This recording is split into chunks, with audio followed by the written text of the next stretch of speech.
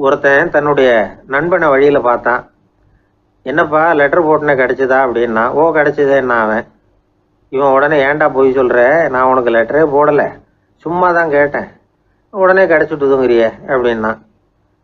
Letter போட்டேன்னு நீ போய் சொல்றப்போ அது கிடைச்சதுன்னு நான் போய் சொல்லக்கூடாதா அப்படின்னு நானா அவன். இப்படிப்பட்டவங்க சில பேர் இருந்தா கூட இன்னைக்கு கடிதம் மூலமா தொடர்பு கொள்ளாதவங்க இருக்கவே முடியாது. அந்த அளவுக்கு அது அவசியமான ஒன்னாயிட்டுது. இந்த அஞ்சல் அட்டைகள் எப்படி ஆரம்பமாச்சு தெரியுமா? ஆஸ்திரியா நாட்டுல ஒரு பேராசிரியர் இருந்தார். அவர் பேர் இம்மானுவேல் ஹெர்மன். அவர் ஒரு நாள் ஒரு பத்திரிகையில கட்டுரை எழுதினாராம். இது நடந்தது 1869. அவர் எழுதின கட்டுரையில மக்கள் அதிகம் செலவு இல்லாம ஒருத்தருக்கு ஒருத்தர் தகவல் பரிமாறிக்கிறது எப்படி அப்படிங்கிறத பத்தி எழுதியிருந்தார். அதுக்கு சில யோசனைகளை அவரே எழுதியிருந்தாராம். எப்படின்னா, அந்த கட்டுரையை எல்லாரும் படிச்சு பார்த்துருக்குறாங்க, அவர் சொன்ன யோசனைகள் என்னன்னு. அது அரசாங்கத்தின் கவனத்துக்கு அது போச்சான். ஆகா, இது அவர் சொல்ற யோசனை நல்லா இருக்கும் போல் இருக்கு அப்படின்னு அவங்களே நினைச்சிருக்கிறாங்க. அவ்வளவுதான். உடனே அந்த யோசனையை நடைமுறைக்கு கொண்டுகிட்டு வந்தாங்களாம். பேராசிரியர் இம்மானுவேல் ஹெர்மனின் யோசனைப்படி அச்சடிச்ச அரசு முத்திரையோட அரசாங்கம் அஞ்சல் அட்டைகளை வெளியிட ஆரம்பிச்சுதான். 1869 அக்டோபர் 7ஆம் தேதி இது நடந்திருக்கு. உலகின் முதல் அஞ்சல் அட்டை வெளிவந்த நாள் அது. அப்பதான் அதுக்கு பேர் என்ன தெரியுமா? அதாவது கரஸ்பாண்டிங் கார்டு அப்படின்னு பேராது. அதுக்கப்புறம் என்ன ஆச்சுன்னா, உடனடியாக அமெரிக்காவிலேயே இது மாதிரியான கார்டுகளை வெளியிட ஆரம்பிச்சிட்டாங்க. அங்கே இதுக்கு என்ன பேர் தெரியுமா? Postal card. அதுக்கப்புறம் 1870 இங்கிலாந்துலேயும் இதை வெளியிட்டாங்களாம். அதை வெளியிட்ட முதல் நாள் அன்னைக்கு என்ன நடந்தது தெரியுமா? மக்கள்லாம் ஏதோ நியாய விலை கடையில் நிற்கிறது மாதிரி பெரிய பெரிய கியூ வரிசையில் நின்று இதை வாங்கினாங்களாம். நம்ம நாட்டில் முதல் அஞ்சலகம் 1927 கல்கத்தாவில் ஆரம்பமாயிருக்கு. இன்னைக்கும் அஞ்சலகம் இல்லாத இடமே இல்லை. அந்த அளவுக்கு அஞ்சல் போக்குவரத்து அதிகமாக இருக்குது. அன்னைக்கு உள்நாட்டில் ஒருத்தருக்கு ஒருத்தர் தகவல் பரிமாற்றம் செய்து கொள்ள மலிவான ஒரு அஞ்சல் அட்டையை அரசாங்கம் வெளியிடலாம் அப்படின்னு பேராசிரியர் எழுதின கட்டுரை இன்னைக்கு எந்த அளவுக்கு ஆகியிருக்கு பார்த்தீங்களா? ஒருத்தன் ஒரு தபால் பெட்டிக்கு பக்கத்தில் தலையை வச்சுக்கிட்டு அவன் பாட்டுக்கு நின்றுட்டு இருந்திருக்கான். அங்கே இருந்து இன்னொருத்தன் கேட்டிருக்கான், என்ன ஆச்சுன்னு. கொஞ்ச நேரத்துக்கு முன்னாடி இந்த தபால் பெட்டியில் ஒரு கார்டு எழுதி போட்டேன், விவரமெல்லாம் நல்லா தான் எழுதியிருக்கிறேன், ஆனால் அட்ரஸ் எழுத மறந்துட்டேன் அப்படின்னு நானா. உடனே அவன், அதுக்காக கவலைப்படாத, நான் போட்ட கார்டில் அட்ரஸ் எல்லாம் பின்கோடு உள்பட கரெக்டாக எழுதியிருக்கேன், ஆனால் விவரம் எழுத மறந்துட்டேன் நானா. கவலைப்படாத, கொஞ்ச நேரத்தில் தபால்காரர் வருவார், பெட்டியை திறந்ததும் நம்ம லெட்டரை கேட்டு வாங்கிக்கலாம்னா ஒருத்தன். கொஞ்ச நேரத்துக்கு முன்னாடி அவர் வந்தார், கேட்டேன், அதுக்கப்புறம் தான் மனசுக்கு ரொம்ப கஷ்டமாக போச்சு நானா. இவன் ஏண்டான்னு கேட்டிருக்கான் அவன். இது தபால் புட்டு இல்லையா. ஒரு தடவை கலைவாணர் NS கிருஷ்ணன் பேராசிரியர் கல்கியை சந்திச்சு பேசிக்கிட்டு இருந்தாராம். கலைவாணர் கல்கியை பார்த்து, எனக்கு கதை எழுத ஆசையா இருக்கு, எப்படி எழுதுறதுன்னு கேட்டாராம். கதை எழுதுறதுக்கு 4 மை வேணும்னாராம் கல்கி. அப்படியா, அப்படின்னா என்னென்ன கலர் மை அப்படின்னு கேட்டிருக்காரு கலைவாணர் சிரிச்சுக்கிட்டே. நான் சொன்னது கலர் மை இல்லை, அது வேற மை.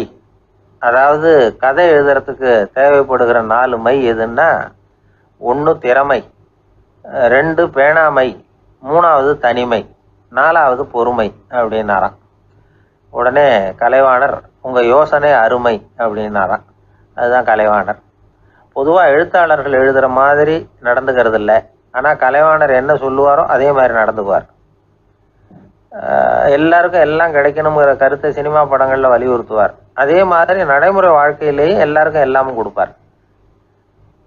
பணம், பதவி, புகழ் இப்படி எதுவுமே இல்லாத ஒரு சாதாரண மனுஷனாக இருந்தால் கூட இவர் மனுஷனுக்கு கொடுக்குற மரியாதையில் கொஞ்சமும் குறைச்சல் இருக்காது. இந்த குணம் சாதாரணமாக எல்லாருக்கும் இருக்கிறது இல்லை. அவர் சினிமா தியேட்டருக்கு போய் சினிமா பார்க்குறது வழக்கம். அவர் வந்திருக்கிறாருங்கிறது தெரிஞ்சால் போதும், வெளியில் பிச்சைக்காரங்க வந்து கூடிடுவாங்க. இது அவருக்கு தெரியும். வெளியில் நம்மளை நம்பி ஒரு கூட்டம் காத்துக்கிட்டு இருக்குமேன்னு நினைப்பார். உடனே ஒரு 100 ரூபா நோட்டை கொடுத்து சில்லறையாக மாற்றிட்டு வர சொல்லுவார். படம் முடிஞ்சு வெளியில் வர்றப்போ சில்லறையோடு வருவார். எல்லாருக்கிட்டையும் கொடுத்துருவார். ஏன்னா எல்லாரும் தேடிட்டு வருவாங்க அவரை. என்ன எல்லாரும் சௌக்கியமாக இருக்கிறீங்களா அப்படின்னு பிரியமாக விசாரிப்பார். ஏதோ ரொம்ப நெருங்கின சொந்தக்காரங்களை விசாரிக்கிறது மாதிரி விசாரிப்பார். தன்கிட்ட இருக்கிற சில்லறையை எல்லாருக்கும் சமமாக பிரித்து கொடுத்துட்டு தான் அங்கேருந்து புறப்படுவார். ஒரு நாள் அது மாதிரி புறப்படுற சமயத்தில் ஒரு சின்ன பையனுக்கு சில்லறை எதுவும் கிடைக்கல கொடுக்கறதுக்கு. இது கலைவாணருக்கு தெரியாது. காரில் ஏறி புறப்பட்டு போயிட்டார். அந்த பையன் காரை பிடிச்சிக்கிட்டு பின்னாடியே ஓடிச்சாந்துருக்கிறான். ஐயா, நீங்களே இல்லைன்னு சொன்னால் நான் என்ன பண்ணுறது? இன்னைக்கு பட்னி தான், அம்மாவுக்கு வேற உடம்பு சரியில்லை அப்படின்னு கத்திக்கிட்டே ஓடியாந்தானா. கலைவாணர் கவனிச்சுட்டார். உடனே காரை நிறுத்த சொன்னார், இறங்கினார். அந்த சின்ன பையனை கட்டி பிடிச்சிக்கிட்டு என்னை மன்னிச்சுக்கப்பா, நான் கவனிக்காமல் வந்துட்டேன் அப்படின்னு சொல்லி அழ ஆரம்பிச்சிட்டாராம். இன்னொரு தடவை இதே மாதிரி ஒரு தியேட்டர்லேருந்து வெளியில் வந்திருக்கிறார். ஒரு ஆள் அவர்கிட்ட வந்து நின்றுருக்கார். அவர் கொடுக்கறதுக்கு இவர்கிட்ட பணம் இல்லை. பணம் இல்லையாப்பா அப்படின்னாராம். உங்ககிட்டே இல்லையா அப்படின்னாராம் அவர். கலைவாணருக்கு மனசு ரொம்ப சங்கடமாக போச்சு. உடனே புறப்பட்டு வீட்டுக்கு போனார். அங்கே இங்கே தேடி பார்த்து அங்கே இருந்த கொஞ்சம் நெஞ்ச சில்லறையை எடுத்தார். காரு டிரைவரை கூப்பிட்டார். தியேட்டர் வாசலில் நின்றுக்கிட்டு இருந்த ஆசாமியோட அங்க அடையாளங்களை சொன்னார். காரை எடுத்துகிட்டு போய் அந்த ஆளை கண்டுபிடிச்சி இந்த காசை கொடுத்துட்டு வா அப்படின்னு அனுப்பி வச்சாராம். பிச்சை போடுறதுக்காக காரை அனுப்புனதாக வேற யாரை பற்றியாவது நீங்கள் கேள்விப்பட்டிருக்கிறீங்களா? அவர் ஒரு வித்தியாசமான மனிதர், வித்தியாசமான கலைஞர். கலைவாணரோட சகோதரர் கல்யாணம் நடந்தது. அதில் தியாகராஜ பாகவதர் கச்சேரி முடிஞ்ச உடனே அதில் சம்பந்தப்பட்ட கலைஞர்களுக்கெல்லாம் கலைவாணர் பரிசுகள் கொடுக்குறார்.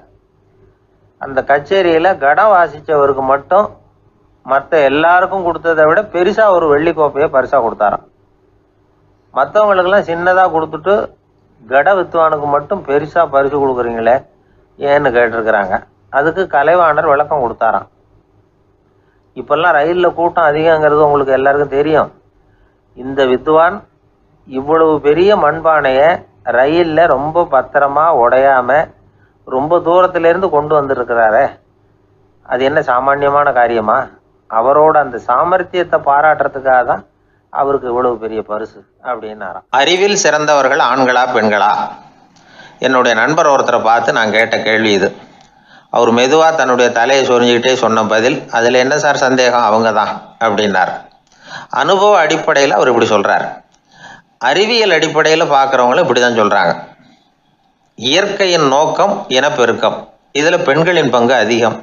அதனால் இயற்கையே பெண்களுக்கு பல சலுகைகளை கொடுத்துருக்குது, சக்தியை கொடுத்துருக்குது. இப்போ வெளிநாடுகளில் இதை பற்றியெல்லாம் நிறைய ஆராய்ச்சி பண்ணி பார்த்துருக்குறாங்க. புள்ளி விவரங்கள்லாம் வெளியிட்டிருக்கிறாங்க. ஆண் குழந்தைகளை விட பெண் குழந்தைகள் முன்னாடியே பேச ஆரம்பிச்சுடுறாங்களாம். அது மட்டும் இல்லை, அதிக எண்ணிக்கையில் வார்த்தைகளை கற்றுக்கிறாங்களாம். அப்புறம் பலவிதமான வாக்கிய அமைப்புகளை அமைச்சு பேசுறதுலேயும் பெண் குழந்தைகள் முன்னாடியே ஆரம்பிச்சுடுறாங்களாம். இதெல்லாம் சீக்கிரமாக செய்கிறது பெண் குழந்தைகள் தான். சம வயது உள்ள ஆண் குழந்தைகள் பெண் குழந்தைகள் இவங்களை வச்சு சோதனைகள் பண்ணி பார்த்துருக்குறாங்க. அதாவது ஒரே வயசுள்ள ஆண் குழந்தை பெண் குழந்தை இதெல்லாம் வச்சு அவங்கக்கிட்ட ஒரே கேள்வியை பல விதமாக கேட்குறது, ஒரே செய்தியை வேறு வேறு கோணங்கள்லேருந்து விளக்கிறது, தவறு இல்லாமல் பேசுறது, வேகமாக படிக்கிறது, எழுதுறது, புரிஞ்சுக்கிறது, இப்படி இதை பற்றிலாம் எத்தனையோ சோதனைகள்லாம் செஞ்சு பார்த்துருக்குறாங்க. அப்படி பார்த்ததில் என்ன தெரிஞ்சதுன்னா, அதில் எல்லாம் ஆண் குழந்தைகளை விட பெண் குழந்தைகள் 1.5 மடங்கு அதிக திறமை உள்ளவங்களாக இருக்கிறாங்களாம். இன்னொரு மொழியை கற்றுக்கிறது, பேசுறது, எழுதுறது, இது கூட பெண்களுக்கு சுலபமாக வருதான். 2 மொழிகளை மாற்றி மாற்றி பேசுறது, மொழிபெயர்க்கிறது, இப்படிலாம் கூட சோதனை பண்ணி பார்த்துருக்குறாங்க. இதுலேயும் பெண்களுக்கு தான் அதிக திறன். சரி, இதை விடுங்க. புள்ளி வச்சு கோலம் போடுறது, அதில் இருந்து இந்த கை கடிகாரங்களில், கம்ப்யூட்டர்களில் நுண்ணிய பாகங்களை பொருத்துறது, இது வரைக்கும் பெண்கள் தான் திறமையாக செயல்படுறாங்க அப்படிங்கிறது அந்த சோதனை முடிவு. இந்த நுட்பம், துல்லியம், விரைவு, சிறு கை இயக்கங்களோடு செய்ய வேண்டிய மென்மையான பணிகள், இதுக்கெல்லாம் தேவை கவன குவியம், பொறுமை. இதெல்லாம் பெண்கள்கிட்ட தான் இருக்குதான். அமெரிக்காவில் இன்னொரு சோதனை கூட செஞ்சு பார்த்துருக்குறாங்க. பெண்களின் மூக்கு மோப்ப உணர்வு, இதெல்லாம் எப்படின்னு பார்த்துருக்குறாங்க. பெண்கள் அதிக எண்ணிக்கையில் வாசனைகளை பிரித்து கண்டுபிடிச்சி விடுறாங்களாம். ஆண்களால் அந்த அளவுக்கு முடியலையாம். சரி, காது எப்படின்னா செவிப்புலன் உணர்வும் பெண்களுக்கு தான் அதிகமாக. ஒரு கும்பல், அதில் பலவிதமான சத்தம், அதுக்கு இடையில் இந்த குரலோட துணி, ஏற்ற இறக்கம், இதை வச்சே பேசுகிற ஆளை கண்டுபிடிச்சிடுறாங்களாம். ஒரு கூட்டத்தில் தன்னுடைய வீட்டுக்காரர் எங்கே இருக்கார், பிள்ளைகள் எங்கே இருக்காங்க அப்படிங்கிறதெல்லாம் பெண்கள் சீக்கிரமாக கண்டுபிடிச்சி விடுறாங்களாம். இன்னொரு விஷயம், ஒரு பொருளை பார்த்த உடனே அது என்னென்னு அடையாளம் கண்டுக்கிறது, அதை மனசில் பதிய வச்சுக்கிறது, அப்புறமா இன்னொரு சந்தர்ப்பத்தில் அது எங்கே இருந்தது அப்படின்னு சரியாக ஞாபகப்படுத்திக்கிறது, இது மாதிரி சோதனைகள்லாம் கூட பெண்கள் தான் முன்னணியில் இருக்கிறாங்க. ஒரு சராசரி சூழ்நிலையில் ஆண்களை விட அதிகமான எண்ணிக்கையில் புன்னகை புரியறது, சிரிக்கிறது பெண்கள் தானா. அதிகமாக தோழமை உணர்வோடு பேசுகிறதும் அவங்க தானா. 2 பெண்கள் பேசிகிட்டு இருக்கிறதையும் பாருங்கள், அதே மாதிரி 2 ஆண்கள் பேசிகிட்டு இருக்கிறதையும் பாருங்கள். ஆண்கள் ஒரு அடி தள்ளியே நின்று பேசிகிட்டு இருப்பாங்க. மருத்துவர்களை எடுத்துக்கொள்ளுங்கள், அதாவது சிரிச்ச முகத்தோட நோயாளிகள்கிட்ட பரிவோடு பேசுறதுல பெண் டாக்டர்கள் தான் அதிகம். இதுவரை சொல்லப்பட்டது எல்லாமே அறிவியல் பூர்வமான செய்திகள். அதனால் இளம் பெண்கள் வாழ்க்கையில் சோர்வடைய தேவையில்லை. இயற்கையே நமக்கு சாதகமாக இருக்குது, எல்லாம் முடியும் நம்மால் அப்படிங்கிறத அவங்க புரிஞ்சுக்கணும். ஒரு பையன் தன்னுடைய அப்பா அம்மா திருமண ஆல்பத்தை புரட்டிக்கிட்டே இருந்தான். அப்புறம் அம்மாகிட்ட கேட்டான், அம்மா இது யார் சின்ன வயசில் எடுத்ததா, இது என்னன்னு தெரியலையே, இந்த படத்தில் அழகாக மீசை வச்சுக்கிட்டு சிரிச்சுக்கிட்டு நிற்கிறது யார் அப்படின்னு கேட்டான். அதுதான்டா அவங்க அப்பான்னாங்க அந்த அம்மா. அப்படின்னா இப்போ நம்ம வீட்டில் நரைச்ச தலையோடு அழுது வடிஞ்சிக்கிட்டு இருக்காரு ஒருத்தர், அவர் யாருன்னு கேட்டானா. இது பையனுடைய புத்திசாலித்தனம். பெண் பிள்ளைகள் அப்படி கேட்கறதில்ல. அதனால் இந்த கதையெல்லாம் எதுக்காக அப்படின்னா, இளம் பெண்கள் வாழ்க்கையில் சோர்வு அடைஞ்சு போயிடக்கூடாது. அதனால் பெண்கள் எல்லாம் முடியும் நம்மாலும் அப்படிங்கிறத நினச்சி செயல்பட்டாங்கன்னா வாழ்க்கையில் வெற்றி நிச்சயம். ஒருத்தங்க கூட நாம் சண்டை போடுறோம், அதில் நாமளே ஜெயிச்சு விட்றதா வச்சுக்குவோம். நம்ம மனசுக்கு சந்தோஷமாக தான் இருக்கும், இருந்தாலும் உள் மனசில் ஒரு பயமும் உண்டாகலாம். தோற்று போனவன் சும்மா இருப்பானா? அவன் மறுபடியும் எப்போ சந்தர்ப்பம் வரும்னு எதிர்பார்த்துக்கிட்டு தானே இருப்பான். அதனால வெற்றியின் ஒரு பக்கம் சந்தோஷமா இருந்தாலும் இன்னொரு பக்கம் பயமா தான் இருக்கும். ஒரு மன்னன் இருந்தான், நிறைய பேரோட அவன் சண்டை போட்டான், ஜெயிச்சான், பல நாடுகளை வென்றான். அதனாலேயே அவன் மனசுக்குள்ள ஒரு பயம் உண்டாயிட்டுது. பகை மன்னர்கள் எல்லாம் படையெடுத்துக்கிட்டு வந்துட்டா என்ன பண்றது அப்படிங்கிற பயம். எல்லாரும் இப்ப இருக்கிற இந்த மாளிகையை கைப்பற்றிக்கிட்டா என்ன பண்றது அப்படின்னு யோசனை பண்ணா நடுங்க ஆரம்பிச்சிட்டான். ஏன் ஒரு மாதிரியா இருக்கிறீங்க அப்படின்னு கேட்டார் அமைச்சர். இவன் விவரத்தை சொன்னான். 2 பேருமா சேர்ந்து ஒரு திட்டம் போட்டாங்க. அதன் பிரகாரம் ஒரு பெரிய மாளிகை ஒண்ணு புதுசா கட்டினாங்க. அதுக்கு ஜன்னல்லாம் எதுவும் கிடையாது. உள்ள போறதுக்கு வெளியில வர்றதுக்கு ஒரே ஒரு கதவு மட்டும்தான் உண்டு. அதை தவிர அந்த மாளிகைக்கு வேற எந்த வழியும் கிடையாது. ஒரு சின்ன துவாரம் தெரிஞ்சா கூட அதையும் சுத்தமா அடைச்சுட்டாங்க. ஒரே ஒரு கதவு வச்சானே, அந்த வழியை பாதுகாக்கிறதுக்கும் ஏராளமான வீரர்களை காவலுக்கு நிறுத்தி வச்சிருக்கிறாங்க. இவ்வளவும் பண்ணி முடிச்சதுக்கு அப்புறம் தான் அந்த மன்னனுக்கு மனசு திருப்தியா இருந்துதான். ஒரு நாள் அந்த ராஜாவும் அமைச்சரும் அந்த ஒரு கதவு வழியா வெளியில வந்திருக்கிறாங்க மெதுவா. என்ன அமைச்சரே, எப்படி நம்ம ஏற்பாடு அப்படின்னு அட்டகாசமா சிரிச்சுக்கிட்டே கேட்டானா ராஜா. அபாரம்னார் அமைச்சர். அவர் வேற என்ன சொல்லுவார்? இவங்க 2 பேரும் இப்படி பேசிக்கிட்டதை அங்க வீதி ஓரமா உட்கார்ந்து இருந்த ஒரு பெரியவர் கேட்டுவிட்டு அவரு சிரிச்சாராம். அவரு சிரிக்கிறத பார்த்தும் மன்னனுக்கு கோவம் வந்துட்டுது. அதை பார்த்ததும் ஏன்பா சிரிக்கிறேன்னு கேட்டிருக்கார். அதுக்கு அந்த பெரியவர் சொன்னாராம், ரொம்பவும் புத்திசாலித்தனமா தான் இந்த மாளிகையை கட்டி இருக்கிறீங்க, ரொம்ப பாதுகாப்பா தான் இருக்குது, இருந்தாலும் ஒரு குறை தெரியுதுன்னார். என்னன்னு கேட்டார் அவரு. வேற வழியே வைக்காம மாளிகை கட்டின நீங்க என்னத்துக்காக ஒரே ஒரு வழி மட்டும் வச்சிருக்கிறீங்க? அந்த வழியா எதிரிகள் நுழைஞ்சுட்டா என்ன பண்ணுவீங்க அப்படின்னார். என்ன பண்றதுன்னார் அவரு. அதையும் ஒரு கருங்கல் சுவர் எழுப்பி சுத்தமா அடைச்சு விடுங்க, அதுதான் நல்லது. அதுக்கப்புறம் எதிரிகள் பயம் கொஞ்சம் கூட இல்லாம நீங்க உள்ள உட்காந்துக்கலாம், அதுதான் ரொம்ப பத்திரம் அப்படின்னார். மன்னன் யோசனை பண்ணி பார்த்தான். பளிச்சுன்னு ஒரு யோசனை தோணுச்சு. அது சரி, நீங்க சொல்றது மாதிரி அந்த ஒரு வழியையும் அடைச்சுட்டா இந்த மாளிகைங்கிறது ஒரு கல்லறை மாதிரி ஆயிடுமே அப்படின்னாராம். இப்ப மட்டும் இது எப்படி இருக்குதுன்னு நினைக்கிறீங்க? கல்லறை மாதிரி தானே இருக்குது அப்படின்னார் பெரியவர். எதிரி உங்களை சாகடிக்கலைன்னாலும் நீங்களா ஒரு நாள் சாகத்தானே போறீங்க அப்படின்னார். அதுக்கப்புறம் கொஞ்சம் விளக்கமும் கொடுத்தார்.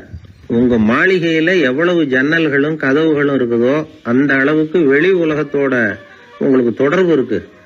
அந்த அளவுக்கு உங்க வாழ்க்கையில ஒரு இயக்கம் இருக்குது. கதவுகளை மூட மூட வாழ்க்கையும் அடப்பட்டு போடும். நான் கூட ஒரு காலத்துல மாளிகையில தான் இருந்தேன்.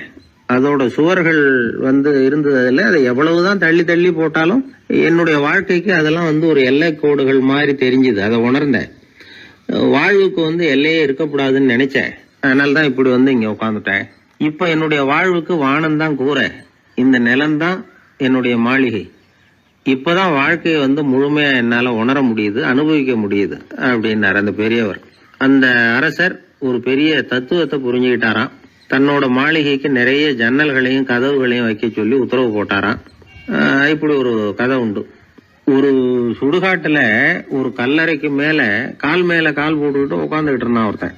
அந்த வழியா போன ஒருத்தர் அவனை பார்த்து கேட்டாராம், ஏப்பா இப்படி பேய் பிசாசு நடமாடுற இந்த மயானத்துக்கு வந்து கல்லறைக்கு மேல உட்கார்ந்துருக்கிறியே அப்படின்னு கேட்டாராம்.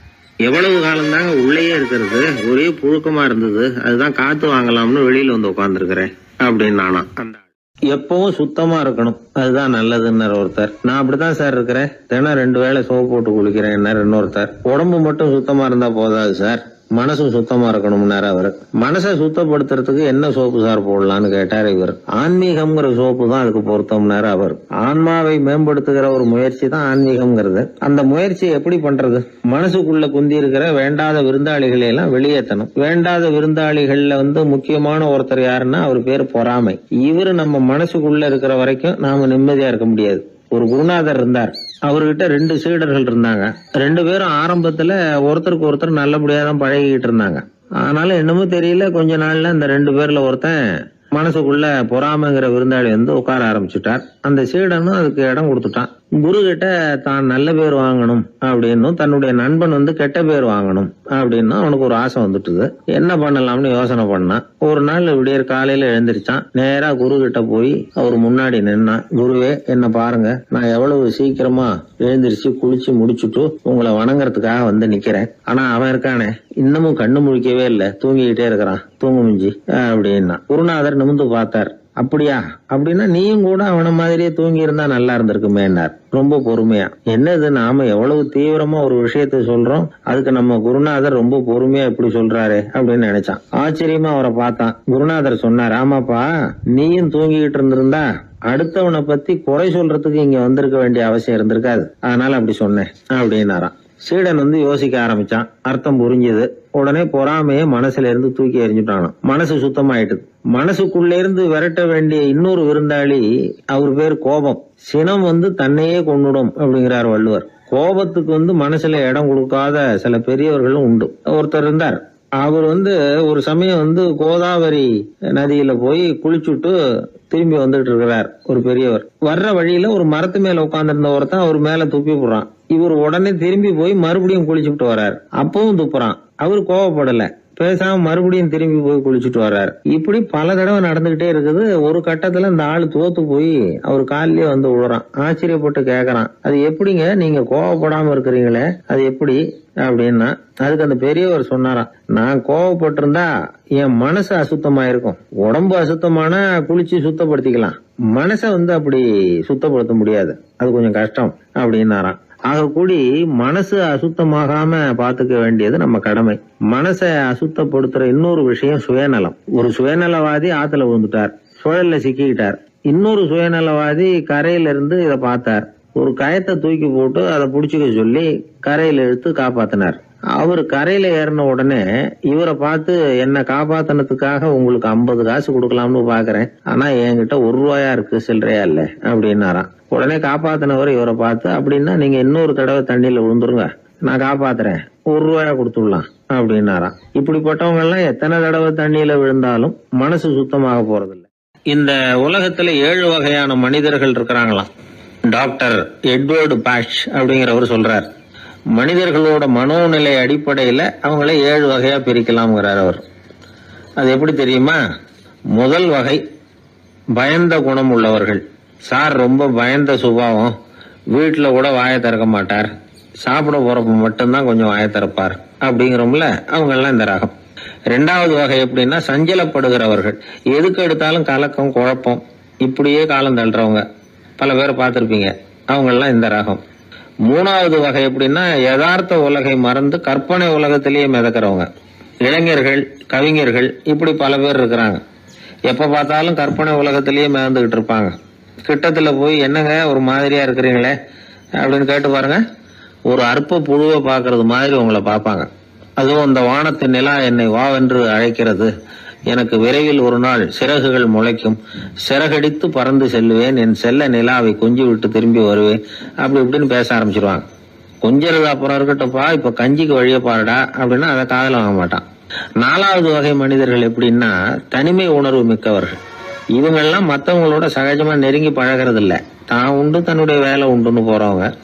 அடுத்த வீட்டுல இருக்கிறது யாருன்னு கேட்டா கூட அடுத்த வீடுன்னு ஒண்ணு இருக்கா அப்படின்னு கேட்பாங்க. அவங்க கிட்ட மேற்கொண்டு என்னத்தை பேசுறது.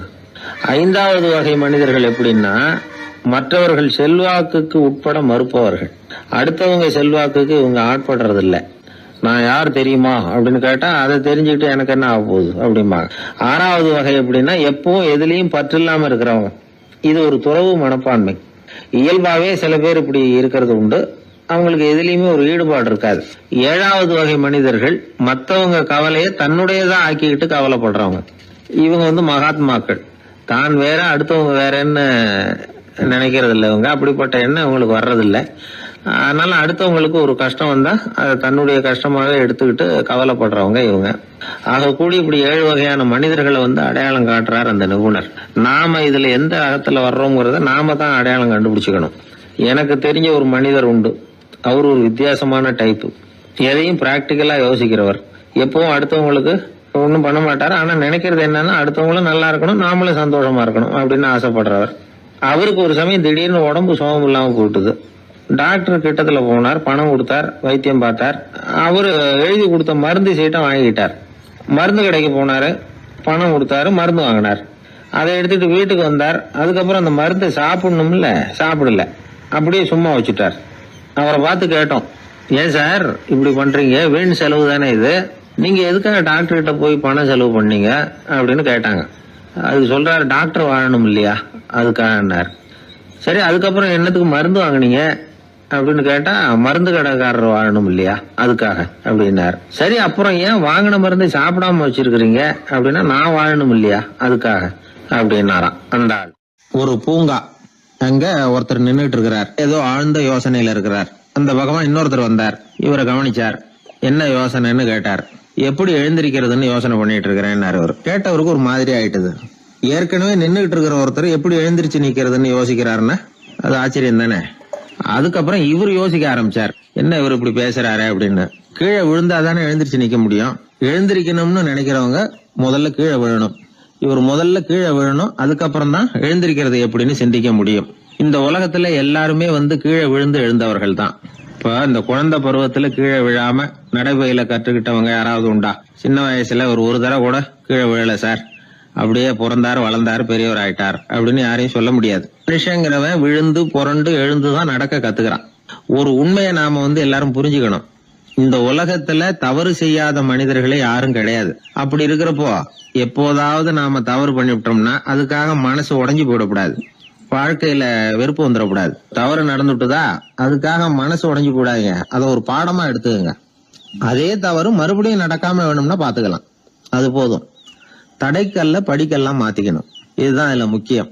ஒரு அலுவலகம், அங்க ஒரு அதிகாரி, அவர் உயர்ந்த பதவியில் இருந்தார். சிறந்த நிர்வாகின்னு பேர் வாங்கினவர். அவர் தனக்கு கீழே வேலை செய்யறவங்க கிட்ட எல்லாம் சொல்லுவாராம், இந்த நிறுவனத்துல நீங்க எத்தனை தடவை வேணும்னாலும் தவறுகள் செய்யலாம், ஒரே விஷயம் என்னன்னா ஒரே தவறை மறுபடியும் செய்யக்கூடாது, அது முக்கியம் அப்படின்பாராம். இத மேம்போக்கா பார்த்தா அவர் ஏதோ தன்னுடைய ஊழியர்களை தவறு செய்ய தூண்டுறது மாதிரி தெரியும். ஆனா உண்மை அப்படி இல்ல. இன்னைக்கு என்ன நடக்குது தெரியுமா? அநேகமா எல்லா மனிதர்களுமே ஒரே தவறை தான் மறுபடியும் செய்யறாங்க. விளையாட்டு வீரர்கள் ஒரே மாதிரியான தவறுகளை திரும்ப திரும்ப செய்யறது உண்டு. கணக்கு எழுதுறவங்கள பாருங்க, ஒரே தப்ப மறுபடியும் செய்வாங்க. அலுவலகம் வருகிறவர்களை கவனிங்க, ஒரு நாள் தாமதமா வந்தா பரவாயில்ல, தினமும் தாமதமா வருவாங்க. இது மாதிரி செய்த தவறையே திரும்ப செய்யறதுக்கு என்ன காரணம்? ஞாபக மறதி, கவனக்குறைவு, தன்னுடைய திறமை பேர்ல அளவுக்கு மீறிய நம்பிக்கை, இப்படி இதுல ஏதாவது ஒரு காரணமா இருக்கலாம் அப்படிங்கிறாங்க இது பற்றி ஆய்வு செய்கிற வல்லுநர்கள். ஒரு தடவை செஞ்ச தவிர மறுபடியும் செய்யறது இல்லைன்னு முடிவு செஞ்சுக்கிட்டு அதை செயல்படுத்த கத்துக்கணும், அது போதும், வாழ்க்கை வெற்றிகரமா அமையும் அப்படிங்கிறாங்க அந்த அனுபவசாலிகள். அதனால வெற்றிகரமா வாழ்க்கையில நடைபோட விரும்பும் இளைஞர்கள் தவிர்க்க வேண்டியது என்னன்னா, முதல்ல சோம்பலை தவிருங்கள், சுறுசுறுப்பாக இயங்குங்கள் அப்படிங்கறது அவங்க அறிவுரை. 2வது ஞாபக மறதி, எந்த செயல்லையும் ஈடுபாடு வேணும், அக்கறை வேணும். 3வது கவனக்குறைவு, எதையும் அலட்சியப்படுத்தக்கூடாது. 4வது என்னால முடியாதது எதுவுமே கிடையாது அப்படிங்கிற அளவுக்கு மீறிய நம்பிக்கை, அது ஆபத்துல கொண்டு போய் விட்டுரும். முதல் தவறு உங்களுக்கு ஒரு பாடமா அமையணும். ஒரு மனிதர் அவர் தன்னுடைய 2 காதுலயும் கட்டு போட்டுக்கிட்டு வந்தார். அவருடைய நண்பர் அதை கவனிச்சுட்டாரு. என்ன சார் ஆச்சு, 2 காதுலயும் கட்டு போட்டுருக்கீங்களே அப்படின்னு விசாரிச்சார். ஒண்ணுமில்ல சார், வீட்டுல ரொம்ப ஆர்வமா டிவியில கிரிக்கெட் மேட்ச் பாத்துக்கிட்டு இருந்தேன். இப்போ என்னுடைய மனைவி துணிகளுக்கு அயன் பண்ணிட்டு இருந்தாங்க. அயன் பாக்ஸ் அப்படியே வச்சுட்டு அடுப்பங்கரைக்கு போயிட்டாங்க. அந்த சமயம் பார்த்து டெலிபோன் பண்ணி அடிச்சது. அவசரமா ஓடி போய் அதை எடுத்து காதுல வச்சேன். அப்பதான் தெரியும் அது அயன் பாக்ஸ் பாக்ஸ்ங்கிற விஷயம் சூடா இருந்ததா சுட்டு விட்டுது அப்படின்னாரு. ஒரு காது சரி சார், 2 காதும் ஏன் அப்படி ஆச்சு அப்படின்னு கேட்டார். அதே ஆளு மறுபடியும் போன் பண்ணா சார் அப்படின்னாரு. இவர் எவ்வளவு தூரம் யோசிச்சிருப்பாரு பாருங்க. தவறு மறுபடியும் நடக்க கூடாது, முதல் தவறு உங்களுக்கு ஒரு பாடமாக அமையட்டும் அப்படிங்கறது தான் இதுல இருந்து நாம தெரிந்து கொள்ள வேண்டிய கருத்து. அதனால தவறுகள் அதெல்லாம் தடைக்கெல்லாம் நினைக்க வேண்டாம், படிக்கெல்லாம் நினைப்போம். அப்படி நினைச்சோம்னா வாழ்க்கையில வெற்றி நிச்சயம். காசி தேசத்துல ஒரு வேடன் இருந்தானா. அவன் வழக்கம் போல காட்டுக்கு வேட்டையாட போயிருக்கிறான். ஒரு மானுக்கு நேரா குறி பார்த்து அம்பை விட்டுருக்கான். குறி தவறி போய் அந்த அம்பு ஒரு பெரிய மரத்து மேல போய் குத்திக்கிட்டுது. விஷம் தடவுன அம்பு, அதனால மரம் வீணா போயிட்டுது. அதுல இருந்த இலை காய் எல்லாம் உதிர ஆரம்பிச்சுட்டுது. கொஞ்ச நாள்ல அந்த மரம் பூரா காஞ்சி அப்படியே பட்டு போச்சு. அந்த மரத்துல ஒரு பொந்து, அதுல ஒரு கிளி ரொம்ப காலமா இருந்துகிட்டு இருக்குது. அந்த மரம் நல்லபடியா வளமா இருந்த காலத்துல நிறைய பறவைகள் அதுல தங்கி இருந்தது. மரம் காய ஆரம்பிச்சதும் அந்த பறவையெல்லாம் யோசிக்க ஆரம்பிச்சது. சரி, இனிமே இந்த மரம் நமக்கு சரிப்பட்டு வராது, வேற இடம் பார்க்க வேண்டியதுதான் அப்படின்னு நினைச்சு ஒவ்வொன்னா பறந்து போக ஆரம்பிச்சுட்டுது. கடைசியில தங்கி இருந்தது அந்த ஒரு கிளி மட்டும்தான். அது அந்த மரத்தை விட்டுட்டு எங்கேயும் போறதுக்கு பிரியப்படலை. ஏன்னா அதுக்கு அந்த மரத்து மேல அவ்வளவு அன்பு. இறை தேடுறதுக்கு கூட அந்த கிளி வெளியே போறதில்லை. சாப்பிடாம இருந்தா உடம்பு என்னத்துக்கு ஆகும்? கிளி ரொம்ப வாடி போயிட்டுது. சத்தம் போட்டு கத்த கூட அதால முடியல. அந்த கிளி இப்படி நடந்துக்கிறது தேவலோகத்துல இருந்த இந்திரனுக்கே ரொம்ப ஆச்சரியமா இருந்துதான். நேர்ல போய் அந்த கிளியை பார்த்துட்டு வந்தா தேவையில்லைன்னு தோணுச்சு அவனுக்கு. உடனே தேவலோகத்தில இருந்து புறப்பட்டு பூலோகத்துக்கு வந்து சேர்ந்தான் இந்திரன். ஒரு சாதாரண மனுஷன் மாதிரி அந்த கிளிக்கு முன்னாடி போய் நின்னான். ஏ கிளியே, உனக்கு என்ன பைத்தியமா? இந்த மரத்துல இலையும் இல்ல காயும் இல்ல, கிளையெல்லாம் காஞ்சி போய் எப்போ ஒடிஞ்சு விழலாம்னு நேரம் பார்த்துக்கிட்டு இருக்குது. நீ இன்னமும் இதையே கட்டிக்கிட்டு அழுதுகிட்டு இருக்கிறிய. உன் கூட இருந்த மற்ற பறவைகள்லாம் பாத்தியா? இதே காட்டுல உள்ள செழிப்பான மரங்கள்ல போய் கூடு கட்டிக்கிட்டு சுகமா இருந்துகிட்டு இருக்கு. நீ மட்டும் ஏன் இப்படி கஷ்டப்படணும் அப்படின்னு கேட்டான் இந்திரன். கிளியை சும்மா சோதிக்கிறதுக்காக தான் அப்படி கேட்டிருக்கான். அந்த கிளிக்கு தவ வலிமை அதிகம், அதனால வந்திருக்கிறது இந்திரன் தாங்கிறது அதுக்கு புரிஞ்சு போச்சு. தேவேந்திரா, நான் இந்த மரத்துல தான் பிறந்தேன் வளர்ந்தேன். சின்ன வயசுல இருந்து என்னை வளர்த்து காப்பாத்தி ஆளாக்குனது இந்த மரம் தான். எனக்கு பசி எடுத்தப்போ பழம் கொடுத்தது இந்த மரம் தான். எனக்கு ஆபத்து வந்தப்போ அடைக்கலம் கொடுத்தது இந்த மரம் தான். இப்போ இந்த மரம் கஷ்ட திசையில இருக்குது. இந்த நேரத்துல நான் மட்டும் நல்லா இருந்தா போதும்னு நினைக்கலாமா? அது சுயநலம் இல்லையா? இப்படி இது துன்பப்படுற காலத்துல நானும் இது கூட இருந்து துன்பத்தை சகிச்சுக்கிறது தான் நியாயம். உதவி செஞ்சவங்களை உதறி தள்ளுறது நல்லது இல்லைங்கிறது உங்களுக்கே தெரியும். என்னோட நல்ல விரதத்தை குலைக்கிறது மாதிரி அல்லவா இருக்குது நீங்க சொல்றது. தேவர்களுக்கு ஏற்படுற சந்தேகங்களையே தீர்த்து வைக்கக்கூடிய நிலைமையில இருக்கிற நீங்க எனக்கு இப்படி உபதேசம் பண்ணலாமா அப்படின்னு கேட்டுதான் கிளி. இந்திரனுக்கு ரொம்ப மகிழ்ச்சி. இத கேட்டதும் கிளியே, நண்பர்கள்னா உன்ன மாதிரி இருக்கணும். பொதுவா ஒருத்தர் நல்லா இருக்கிறப்போ அவரை சுத்தி நிறைய பேர் இருப்பாங்க. அவர் கொஞ்சம் வீணா போயிட்டா அத்தனை பேரும் ஓடி போடுவாங்க. நீ அது மாதிரி இல்ல. சுகத்தையும் துக்கத்தையும் சமமா எடுத்துக்கிட்ட. உன்னை பாராட்டுறேன். உனக்கு விருப்பமான வரம் ஏதாவது கேளு தரேன் அப்படின்னாராம் இந்திரன். கிளி என்ன வரம் கேட்டது தெரியுமா? இந்த மரம் மறுபடியும் முன்னாடி இருந்தது மாதிரியே இலை பூ கனிகளோட செழிப்பா இருக்கணும் அப்படின்னு கேட்டுக்கிட்டுதான். அப்படியே தந்தேன்னாரு இந்திரன். அடுத்த வினாடியே மரம் முன்னாடி இருந்ததை விட செழிப்பா பூத்து குலுங்க ஆரம்பிச்சுட்டுது. அந்த கிளியும் ரொம்ப நாள் சந்தோஷமா வாழ்ந்துட்டு அதுக்கப்புறம் இந்திரலோகம் போய் சேர்ந்துதான். மகாபாரதத்துல பீஷ்மர் தர்மருக்கு இந்த கதையை சொல்றார். மற்றவர்கள் துன்பப்படுறப்போ இந்த கிளி மாதிரி எவன் பரிவு கொள்றானோ அவன் மேன்மை அடையறது நிச்சயம் அப்படின்னு அவர் சொல்றார்.